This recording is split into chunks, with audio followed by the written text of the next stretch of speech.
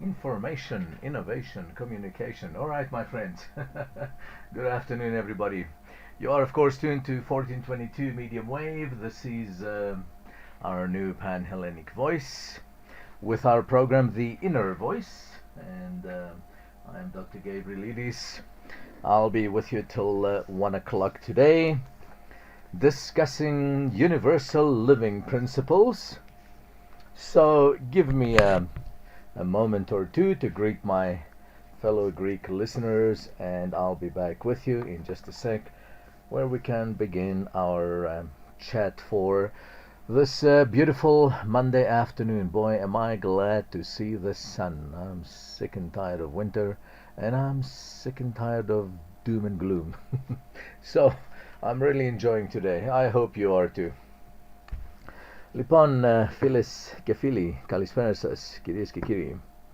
Είσαστε βεβαίως, όπως ξέρετε, συντονισμένοι στα 1422 μεσαία κύματα της νέας πανελλήνιας φωνής μας με την εκπομπή μας Εσωτερική Φωνή. Μαζί σας ο Δόκτωρ Παναγιώτης Γαβριλίδης μέχρι τις 1 η ώρα. Σας καλώ να μείνετε συντονισμένοι μαζί μας και εύχομαι να αναπαύσουμε λίγο, να χαμογελάσουμε λίγο σήμερα. Ωραία Δευτέρα, ηλιακάδα, μου αρέσει πάρα πολύ. Έχω βαρεθεί τον χειμώνα πολύ. Λοιπόν, δεν μπορώ να έρθει το καλοκαίρι και όταν βλέπω τον ήλιο έτσι και είναι λίγο πιο ζεστά όπως είναι σήμερα, με ευχαριστεί πολύ και με βάζει in a good mood. Alright. Okay, my friends. As I covered last week, I want to go on with the universal principles that I was talking about last week, where I cryptically entitled the program A Coffee at the Restaurant at the Edge of the Universe.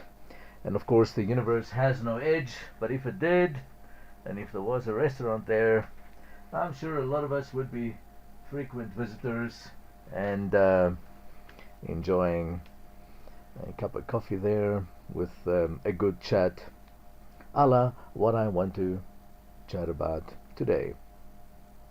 The institutions of the world we live in, of course, have sold us many fairy tales, many myths, many outright lies. So in this program today, I'd like to examine some of them and give us the other side of the coin. Okay, so the first principle I want to look at this afternoon is called My Past is Gone. Yesterday is gone. We're in today. We are in now. The past is gone. Reviewing our past offers many, of course, opportunities to change our perception of events.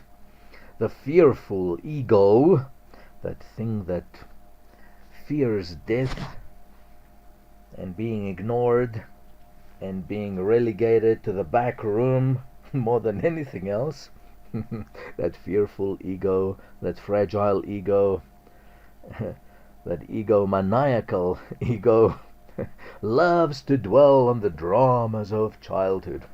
Oh, if only you knew what I went through. Oh, if only you knew what my mom went through. Oh, if only you knew what, and so on and so forth and so on and so forth. Ad nauseam, as we say in Latin. That means to the point of where you want to throw up.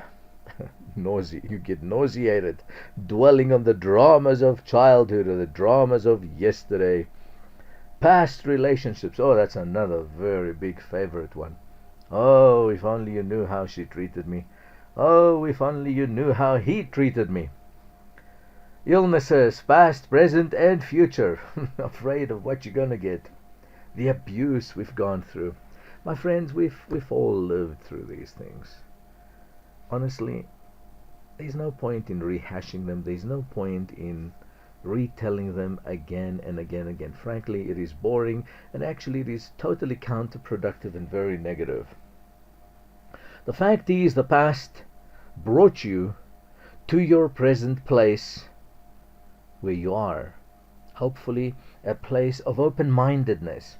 Hopefully a place of wisdom. If things had been different, You might never have arrived where you are today. Have you ever thought of it from that point of view? As difficult as things were yesterday, and hey, I've had my share, and I know you've had your share. Okay? Not to say that what we went through yesterday wasn't hard, wasn't difficult, wasn't excruciating, wasn't bad, wasn't terrible. No. But it's gone. It's gone. Besides, if things had been different, you and I may, we may have been dead as a result of a car accident, a bus ran over us, or something else. Who knows? I invite you, my friends, to notice how insane it is to say, what if? Or if only. What if? Or if only. A totally useless and futile exercise. I invite us, my friends, to let go of any such crazy thoughts as they come up. You can always realize that the past is gone, even if we experienced it as painful. You see, by so doing, painful memories will begin to subside, and we'll begin living more and more in today, which is what we want to do, not in yesterday. Because all the world is a stage, after all, as Shakespeare said, as the bard said, and we're all just players on that universal stage. This principle can help us understand the apparent insanity around us. And boy, do things get insane around us. It states basically that the world we see is but the projection of people's thoughts. Somewhat like a motion picture, like a movie, which is just a projection. It may appear insane because many minds are very mixed up. There's no shortage of mixed up minds on the planet, my friends. And to exacerbate the situation, I think 85+% of the reason is the pollution, that the polluted soup we live in, the toxic soup we live in the form of the air we breathe, the water we drink, and the polluted foods we eat. Okay?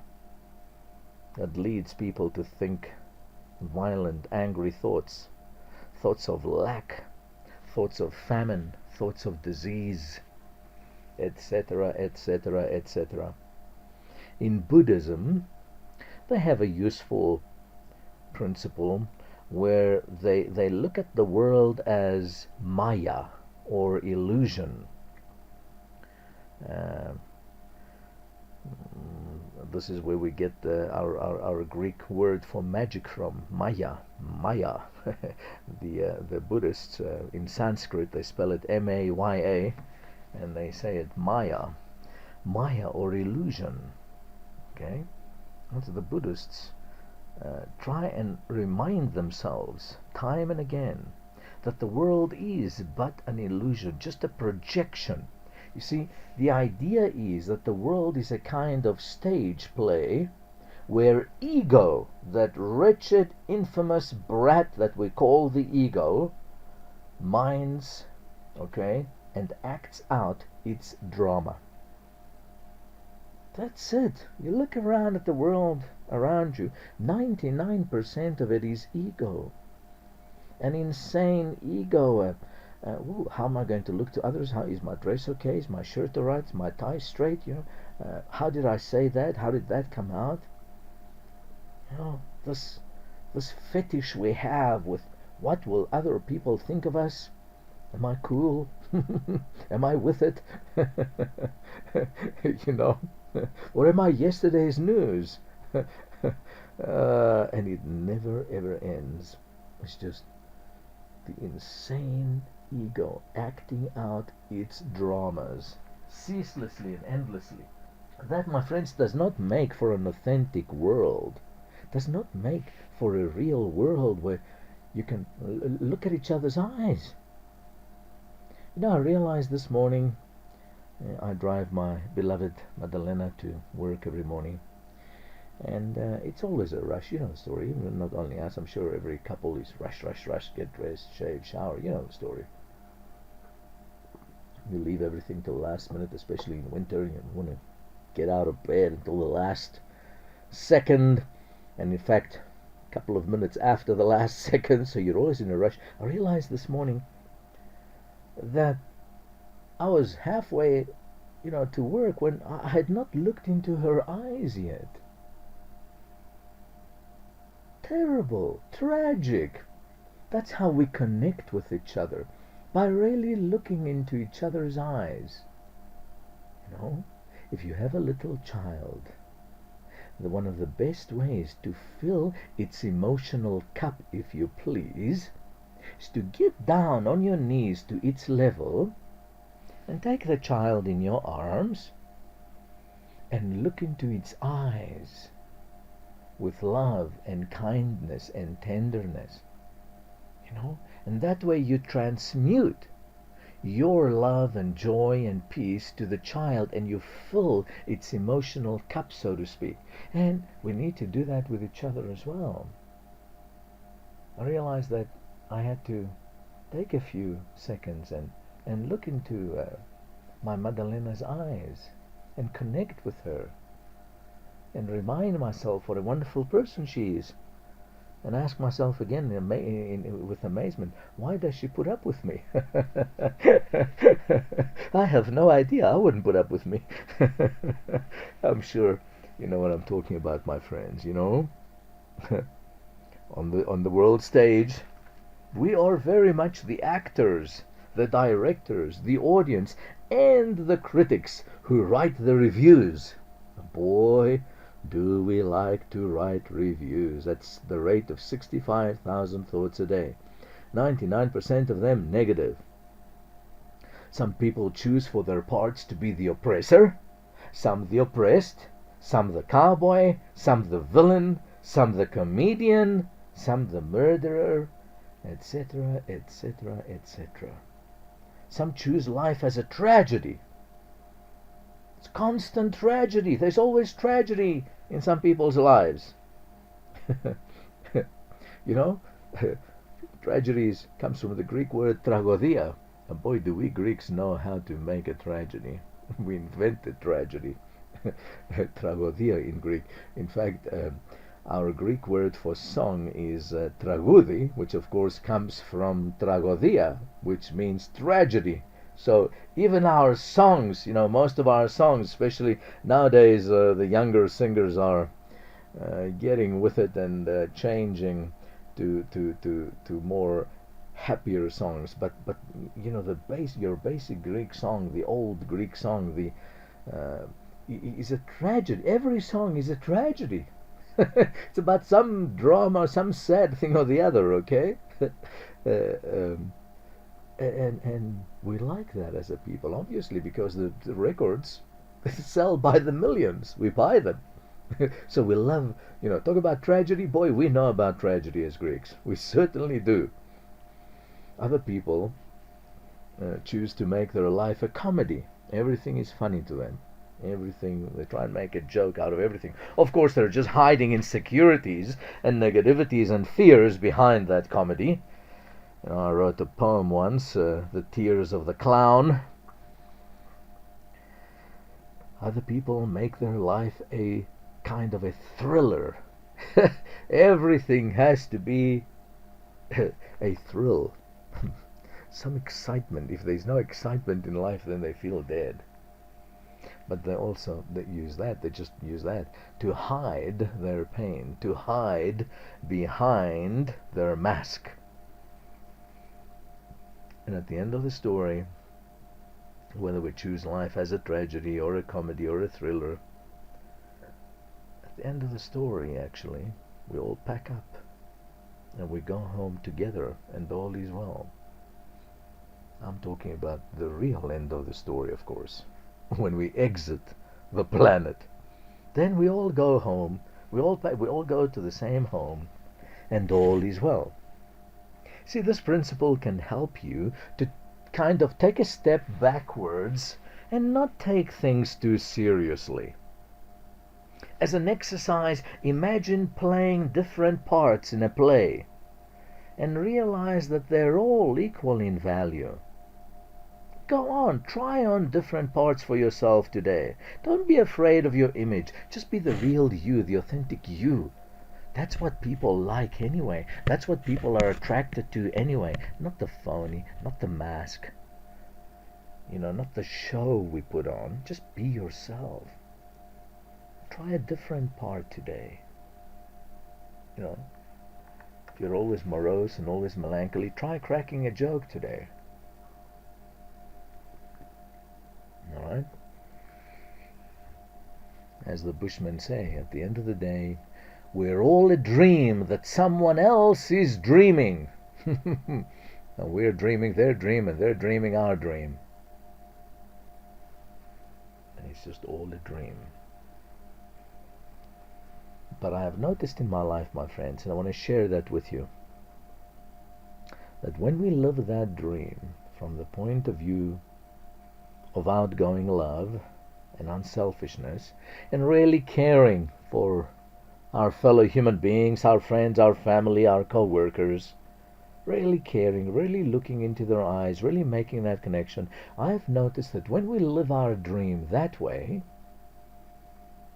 it goes better with us.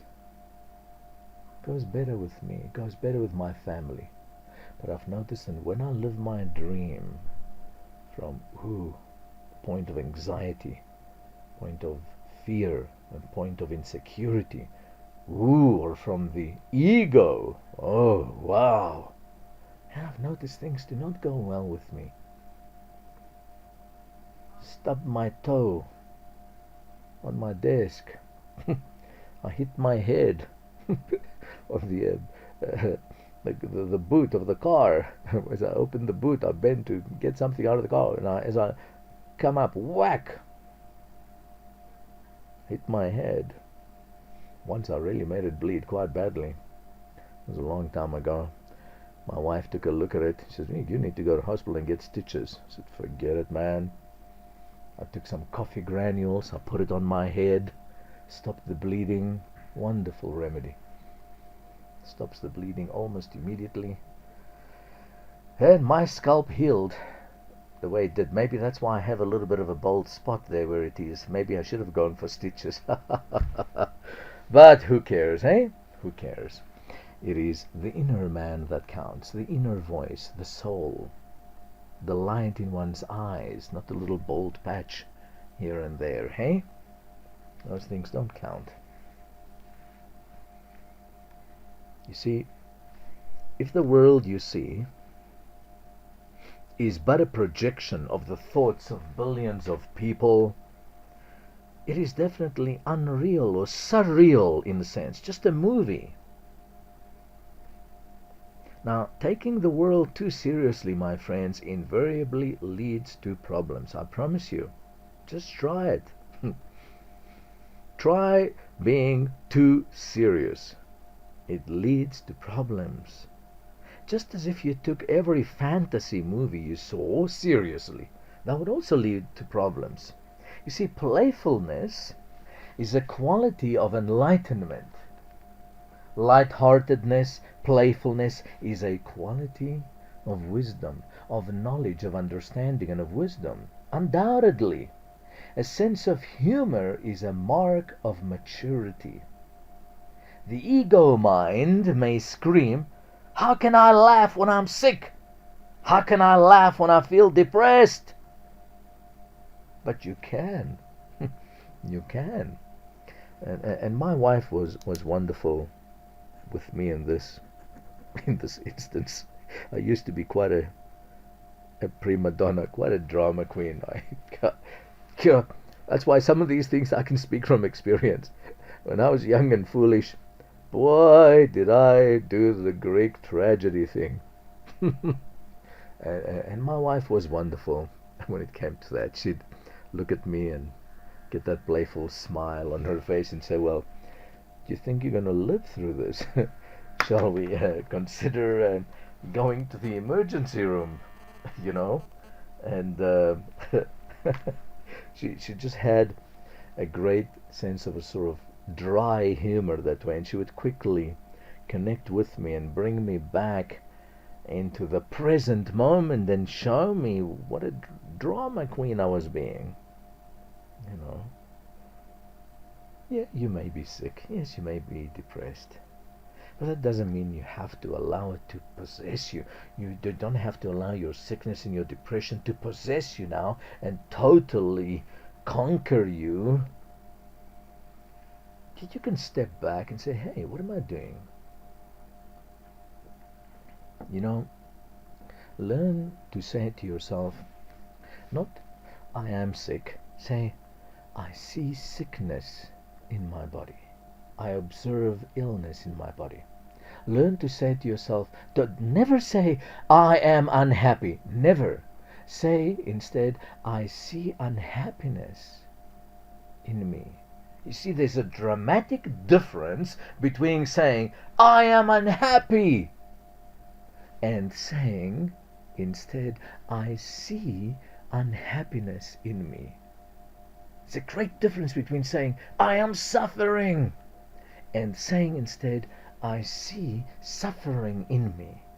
You see, when you do that, when instead you say, I see suffering in me, instead of saying, I am suffering, it takes you back a step out of the situation, and it allows you to connect with your authentic self, with a big S, your authentic self, the big you, the observer.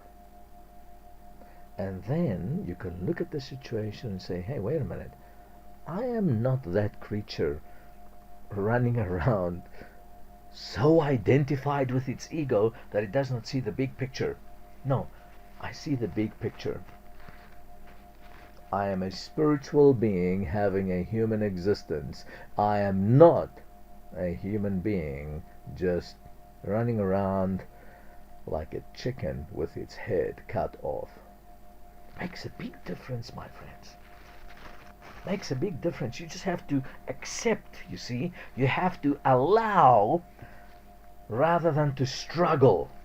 You have to allow. Okay? Big difference.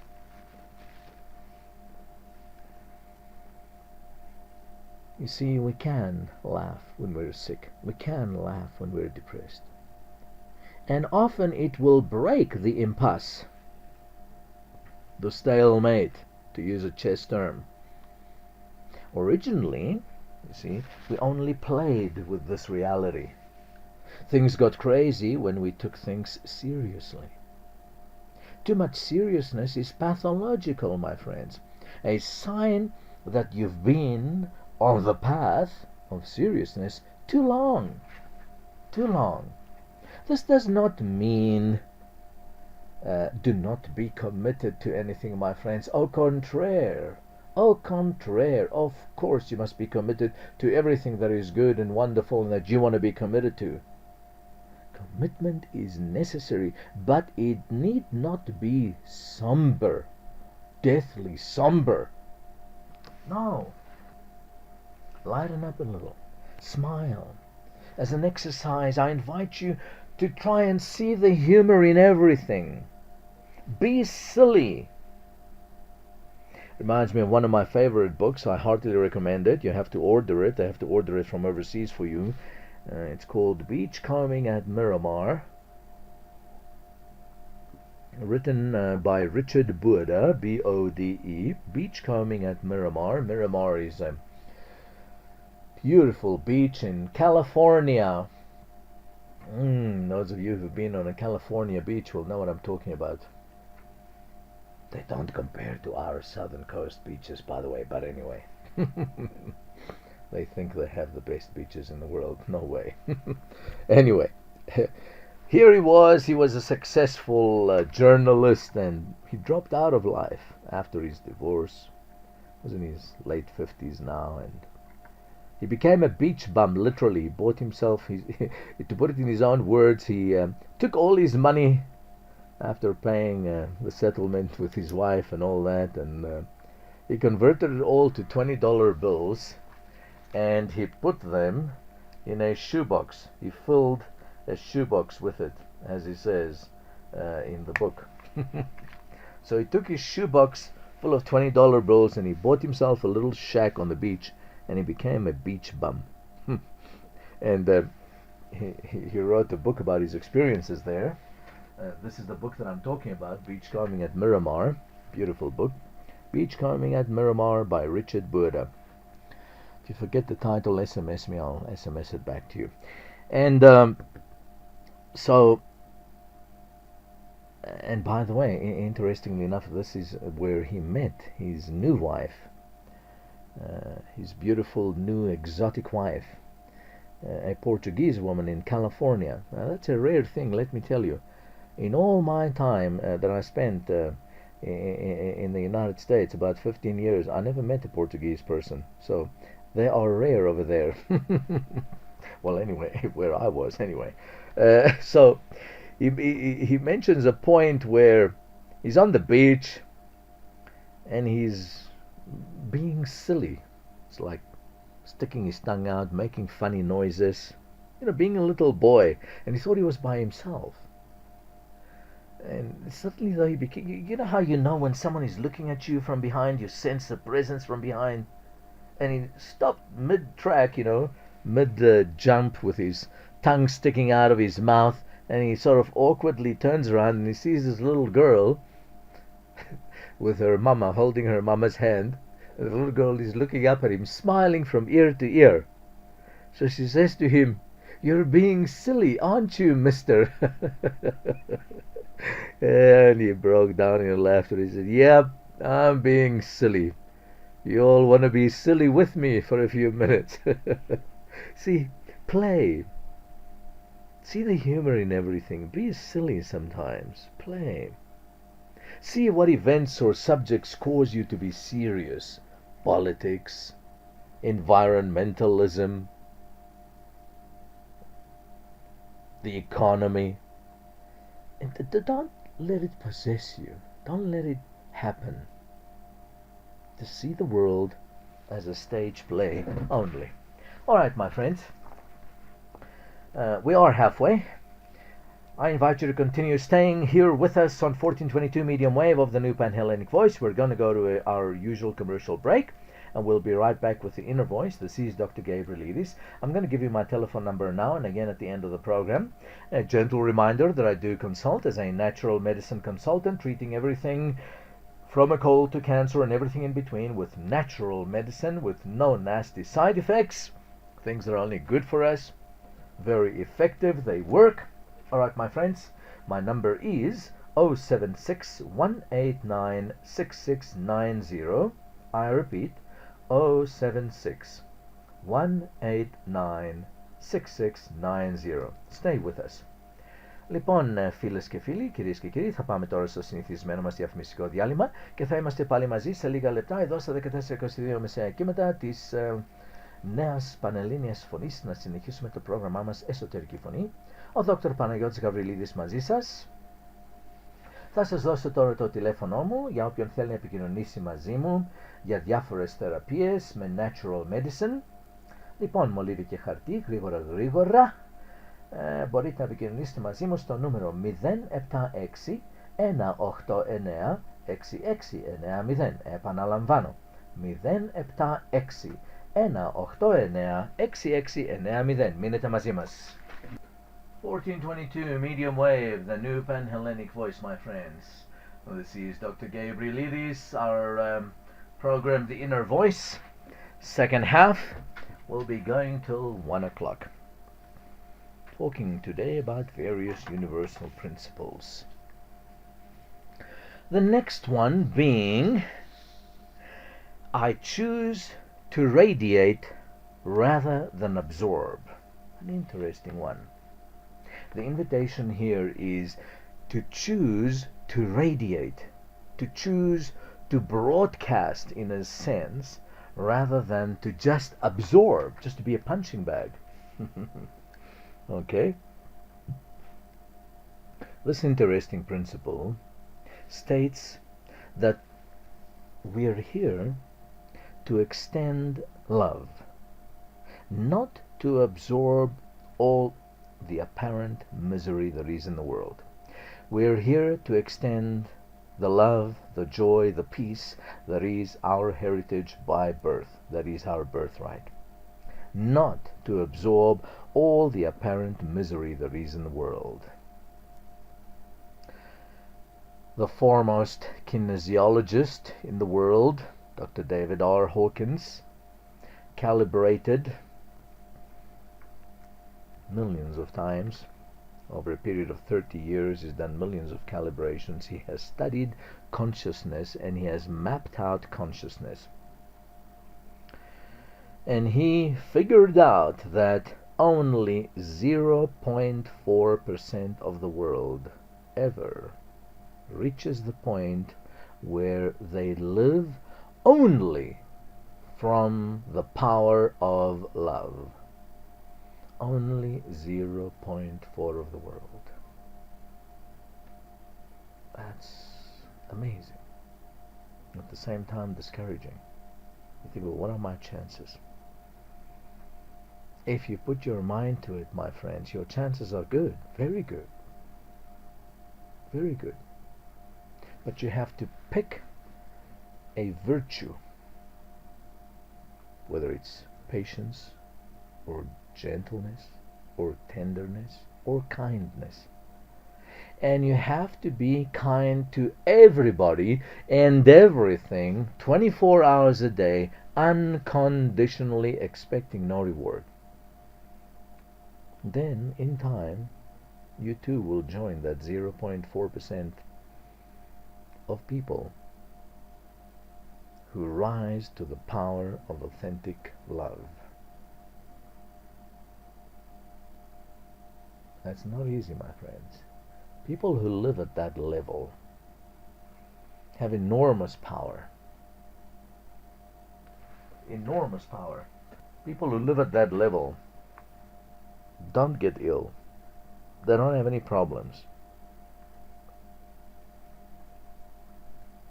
They can heal others. We're talking powerful energy that one broadcasts or exerts or extends when one has reached the level of the power of love. See, this idea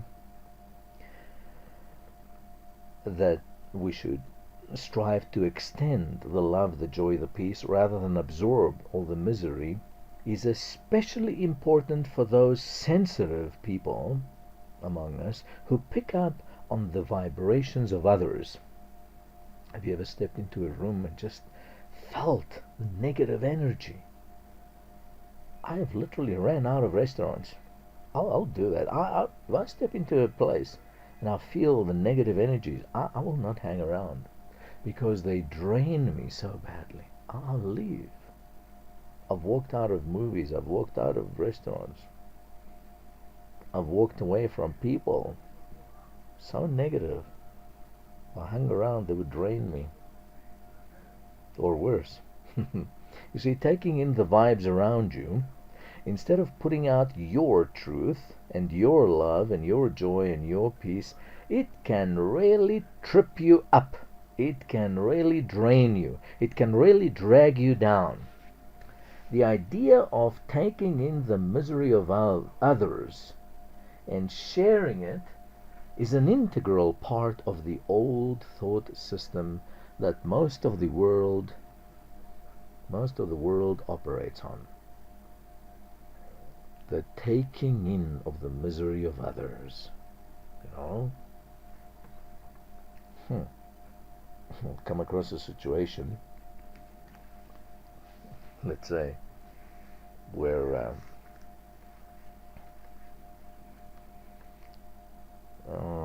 what can I say? Let's say it's a school setting. Alright? Well, this teacher is really ranting and raving and shouting at some kid.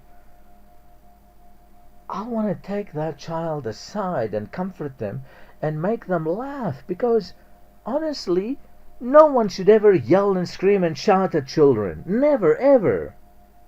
You should talk to them. You should educate them. Yes. You should show them the way to go. But you should never rant and rave and scream and shout at them. And in such a situation, I would want to point the child to the humorous side, to the light-heartedness of life. And the teacher who's been yelling at the child may say to me, "Do you think this is funny?" As if it's a sin to laugh and to be light. And I'm saying, yes, I do think this is funny, that you, a grown adult, are yelling at the top of your voice at an 8-year-old. What's wrong with you? And I've witnessed that. I was a substitute teacher once for a year in Houston. It's amazing what I witnessed.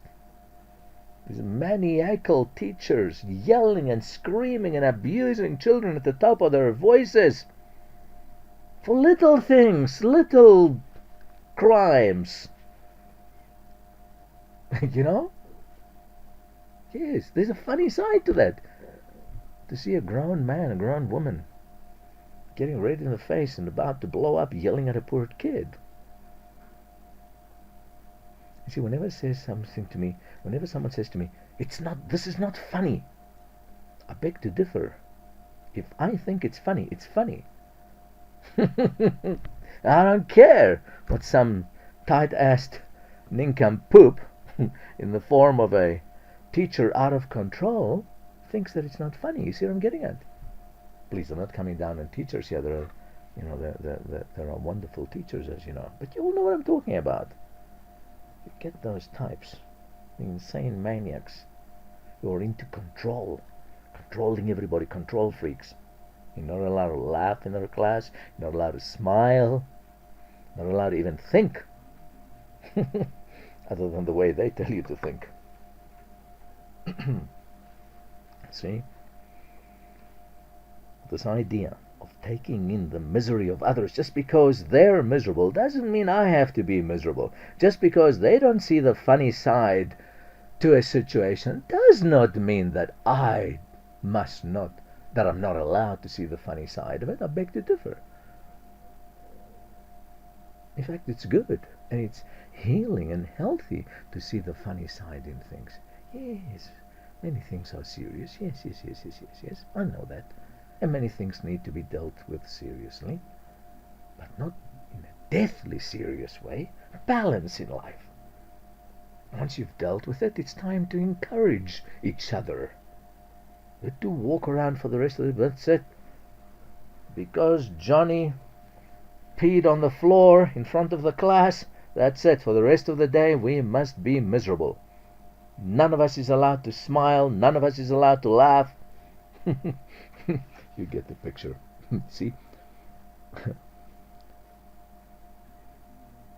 One is accepted and feels one is a good person, is the myth, the lie, because one commiserates with others. That is, they join others in their misery. You see, that's what we are taught. If you join me in my misery, then you'll be a good person. However, it is very possible, that's what I'm inviting you to consider this afternoon, to be empathetic without soaking up the misery of others, without bathing in their misery as well, because then you'll both be miserable. The idea is to help each other not to be miserable. It is a poor choice to constantly absorb the energies of others, and worse, to believe that it means you're a good person or that you have no choice if you do that. We are here to radiate or extend the love and the peace of the God force. And that is a choice, not an obligation. As an exercise, imagine, if you will, that you have a light bulb in the middle of your chest. A light bulb in the middle of your chest. And you are radiating or extending your light outward in all directions. This is, in fact, the truth of what we are here to do. To shift our thinking.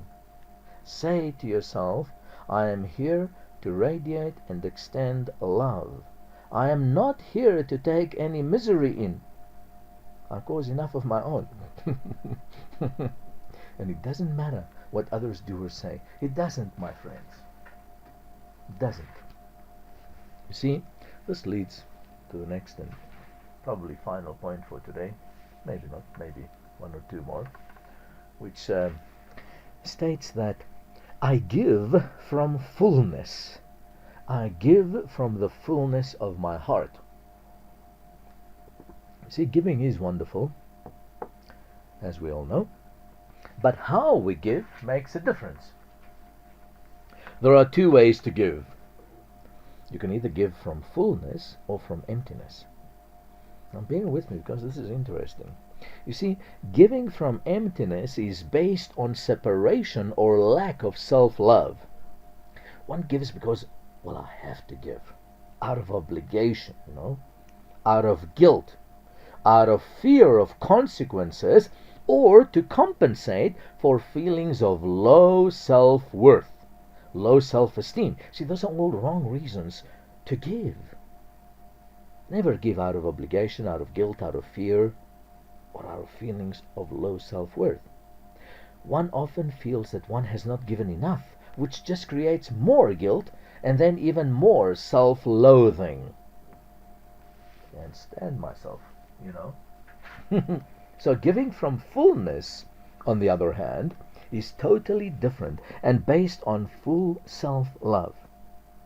And yes, you must love yourself if you're to love others. You cannot possibly love another human being unless you also love yourself. They can't love you either unless you love yourself. So one allows oneself to receive and to be filled, and when one feels filled, then one simply allows this fullness to overflow onto others you share. There's more than enough for everybody. More than enough. There's no obligation, there is no guilt, and there's no compulsion to give. It is totally natural. If the feeling of fullness goes away, one knows one has either A, given too much for the moment, or that one has temporarily cut oneself off from the divine supply. To avoid burnout, my friends, yes, you can get burnout from giving too much. It is critical to give from fullness, not from emptiness. And we all have something to give, all the time, even if it is just a listening ear, even if it is just looking into someone's eyes and filling up their emotional cup from your cup that is overflowing. As an exercise, imagine that you're holding a cup under the faucet, under the tap. After it fills up completely, it begins to spill out onto your hand and everywhere else. That is how you want to give. You're so full of your love, of your joy, of your peace, that it literally overflows and spills out onto others and onto all our activities.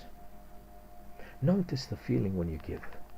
Learn to discern the difference between giving from fullness and giving from emptiness, or giving because you have to, because it's compulsory, or because you feel guilty or fearful or even angry. If that's where you find yourself, stop and reflect. Realize that you will burn out if you continue to give for the wrong reasons and from emptiness, without a doubt. And then, to end off, do not seek for love, my friends. That's the last thing you want to do. I'm going to go on a mission to seek for love. No. You are the expression of the love of the God force in physical form. That is another central principle of the new thought system that I'm advocating this afternoon. Love in this thought system is not an emotion or feeling. It is anything but romantic love. I'm not talking about that. You've figured that out by now, I hope. Talking about the Philadelphia kind of love, where you really care for each other. It is an energy like the Force in Star Wars. Those of you who've seen Star Wars, the Force, may the Force be with you. Or the Tao in Taoism. It has nothing to do, as I say, with romance or family or friends. This is a most important principle. You're not someone's son or daughter or husband or mother only. You are the way the God force expresses on this physical planet. You need a body here because that is how others can see and interact with you. You notice that? Can't interact with you if you don't have a body, if you're invisible. If you have a front only and not a back. We don't see people walking around with a front only and not a back. Okay? However, in fact, we are the extension of the love of the God force into this world of form, this physical world. If we seek this kind of love outside ourselves, in people or in places, well, I'll be happy when I get to the beach. Or in things or in pets, we will become frustrated because we have denied who we are. We have lied to ourselves. It is like the person who travels the world seeking treasure, when meanwhile the treasure was buried in their own backyard all the time. So let go of the idea of seeking for love. You can seek for companionship. You can seek for support, but these are not love. Keep the distinction clear, my friends. Once again, love is the primal energy of the God force. In fact, in the New Thought system, any use of the body to get anything is a mistake. Your body is merely a communication device, a way to connect with others, to spread the love that you are. The only relevant question regarding it is, what do I wish to communicate today? So rather than seeking for love, be the presence, you be the instrument of love, using the criteria for giving from fullness that we discussed. And love will return to you. Of course it will. Because everything is an aspect of yourself. Also, as we give, we will receive. By the same reasoning, we teach only love, because as we teach, we learn. As an exercise, my friends, repeat. I am loved. I am loving. I am lovable. I am loved. I am loving. I am lovable. Especially note if you have difficulty with any of these phrases. Go with love, my friends. Till next time. We have come to the end of the road for today. I invite you to tune in again next Monday at high noon, right here on 1422 medium wave of the new Pan-Hellenic voice. I do consult as a natural medicine practitioner. Those of you who do wish to consult me, pen and paper, quick. My telephone number is 076 189 6690. I repeat, 076 189 6690. CDs of this program and past programs are available from me. Contact me if you're interested. Also, if you have a group, 6 people or more, that you'd like me to give a talk to, let me know. I'll be happy to oblige, and I do those talks for free. Till next time, my friends, this is Dr. Gabrielides. Take care. Keep smiling. I bid thee adieu, and don't forget my program tomorrow night, right here on 1422 medium wave, regarding holistic health from 7 to 8 p.m. Λοιπόν, φίλες και φίλοι, κυρίες και κύριοι, φτάσαμε στο τέλος της εκπομπής μας και για σήμερα. Θα είμαι πάλι μαζί σας την επόμενη Δευτέρα από τις 12 το μεσημέρι μέχρι τις 1 η ώρα το απόγευμα, εδώ στα 1422 μεσαία κύματα της νέας μας πανελλήνιας φωνής. Όσοι από εσάς θέλετε να με συμβουλευτείτε για διάφορες θεραπείες με natural medicine, μπορείτε να επικοινωνήσετε μαζί μου στο τηλέφωνο 076 189 6690. Επαναλαμβάνω, 076 189 6690. Επίσης μπορώ να σας προμηθεύσω CDs αυτού του προγράμματος και όλων των προηγουμένων προγραμματών μου. Όπως επίσης δίνω διαλέξεις στην αγγλική για holistic health. Εάν έχετε ένα group 6 άτομα και άνω που ενδιαφέρεται για μια τέτοια διάλεξη, μη διστάσετε να επικοινωνήσετε μαζί μου. Οι διαλέξεις μου είναι εντελώς δωρεάν. Αυτά λοιπόν, αγαπητοί μου ακροατές, από μένα, τον Δ. Παναγιώτη Γαβριλίδη. Καλό σας απόγευμα, καλή σας εβδομάδα και μην ξεχάσετε να με ακούσετε αύριο το βράδυ από τις 7 μέχρι τις 8, βεβαίως εδώ στα 1422 μεσαία και μετά της νέας πανελλήνιας φωνής. Αντίο σας.